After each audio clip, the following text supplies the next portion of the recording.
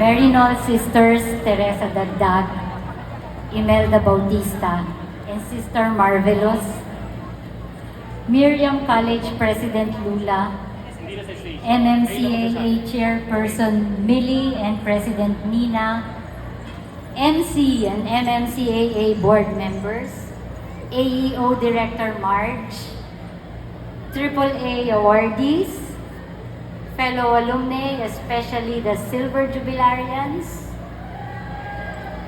and the amazing HS73 Golden Girls. Ladies and gentlemen, good evening.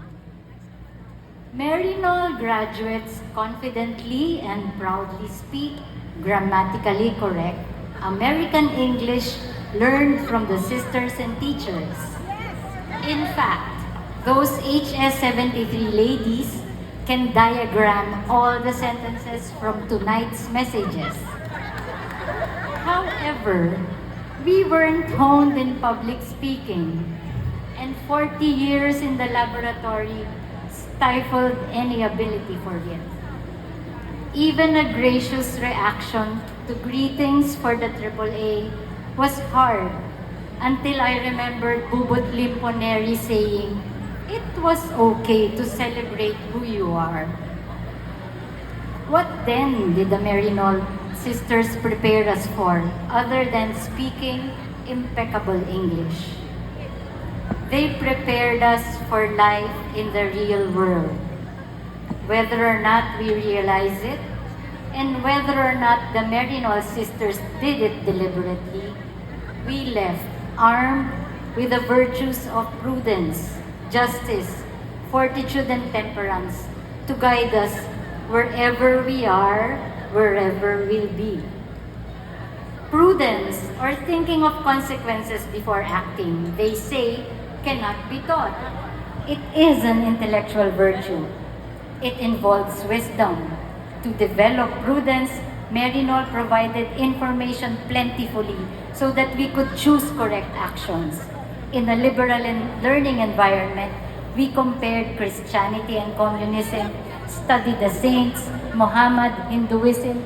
We discussed Davy Crockett, Roosevelt, Marx, Lenin, and Mao, dialectical materialism, socialism, nationalism, and Galbraith's position of poverty.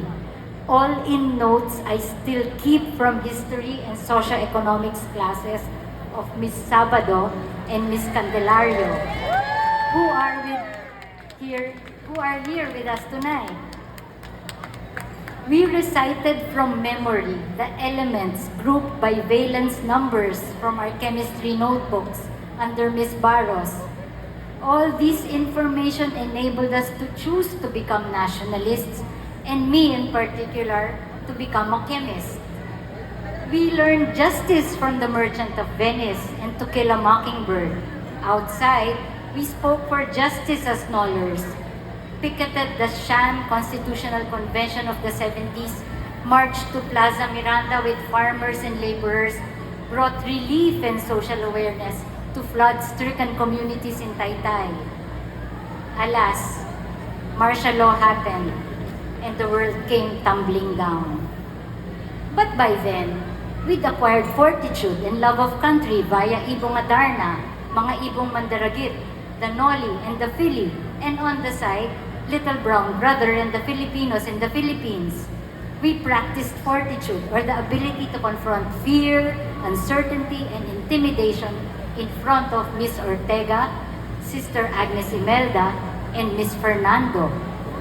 Years later, fortitude helped me face some of life's greatest disappointments, being widowed at 58, and the disheartening loss after a hard-fought campaign to fake news and historical distortion. Temperance, or self-control, abstention, and moderation came from the restless flame about St. Augustine's troubled life, Silas Marner, and Rudyard Kipling's poem If, and further back, the Faith and Freedom books. During Advent and Lent, recording daily sacrifices on handmade calendars was practiced for real abstentions we'd confront in the future.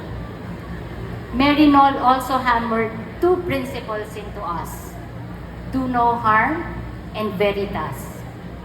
In religion class every year without fail, we discussed the two greatest commandments. And I couldn't believe it, even Father Bong in the Mass this afternoon discussed it. Love God and love your neighbor as yourself. This, paraphrased as do no harm, was the singular tenet that guided our choice of R&D projects. Only if we could answer yes to the question, will we give this product to our parents, our children, or ourselves, would the project be pursued. Many scientists do research to gain peer recognition, publish papers, patents, even monetary profit. That is, they play a numbers game. Under this norm, the tendency to fudge data or conclude based on incomplete information is strong, which is so contrary to Maryknoll's veritas. Output from fudge data has the same effect as that of fake news. It harms people. So do no harm and veritas go hand in hand. In senior year, I lost faith in Maryknoll, the institution that instilled veritas, justice, and nationalism, chose to toe the line of the oppressive regime. Perhaps they had no choice but to silence us for safety. But hey, we were young and passionate. We had the fortitude and prudence to find covert means to continue helping organize the youth protest, much in the same way that our classmates found ways to party and get their highs in spite of the strict mobility and curfew restrictions. Temperance tamed our belligerence and kept us out of trouble. Look at the HS-73 ladies today. Don't they all look lovely? When the unusual, the unexpected, or adverse occur, one hopes to have the muscle memory to activate the virtues and principles and be ready for an awakening that could shift one's paradigms drastically. Fast forward from 1973 to 2000. After 20 years in the laboratory, I thought I knew enough about pharma formulation to advance in position with less stress. Unexpectedly, Unilab pirated a young biochemical engineering PhD from Cornell without pharma experience to head R&D. We could choose to report to Kenny or to manage other technical services. I felt the appointment gave justice to his PhD. With prudence, I chose for me and my team to join Kenny, even if it could delay career growth. The Knoller in me had the fortitude not to be intimidated and the temperance to moderate any feelings of superiority over a pharmaceutically naive boss. Guess what? From day one, we realized that what we thought we knew wouldn't take the company and the Filipino people through to the next millennium. A drastic shift in mindset was needed. The questions asked had to change. In short, the next 20 years under Kenny was an exhilarating joyride in learning and innovation that thankfully suited my personal conviction to use science to serve the people. After all, as Knollers, we also learned to dream and dream big. Remember the secret life of Walter Mitty? From nothing is impossible, we evolved into an R&D where impossible was nothing. Career advancement took a backseat.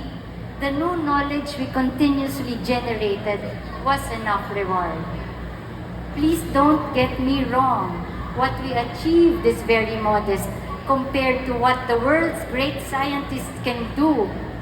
But it is proof that Filipinos can do good science if guided by sound principles. Principles congruent to those we learned as Knollers. Even we were delighted when our patents received approval not only in the Philippines but also in the US, Europe, And yes, all Hallyu fans out there, even in Korea. When we invented Immune Pro, we didn't have a pandemic in mind. However, when COVID-19 hit, Immune Pro was one of the products that kept the factory going and helped many of our people fight the virus to stay alive. But more than the excitement of the science and innovation, it was the opportunity to provide medicines within arm's reach to Filipinos who could never afford them before that kept us going like restless minions in the laboratory.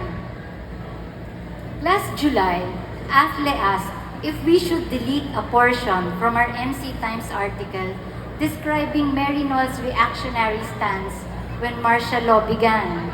I replied, no, because the Miriam of today knows that they stand on the right side of history.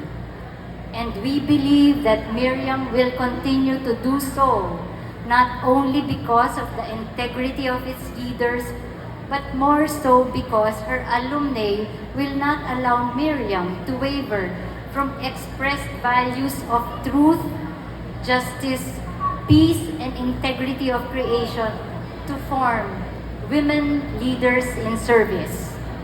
I've had the privilege of working with such women leaders in service in Unilab, Joy Perez Ortega, HS 98, Silver Jubilarian, Penny De Pante Coronel, HS 83, Ruby Jubilarian, and of course, Ma'am Joy Campos Hes, HS 68, Emerald Jubilarian and Chairperson of the Board of United Laboratories.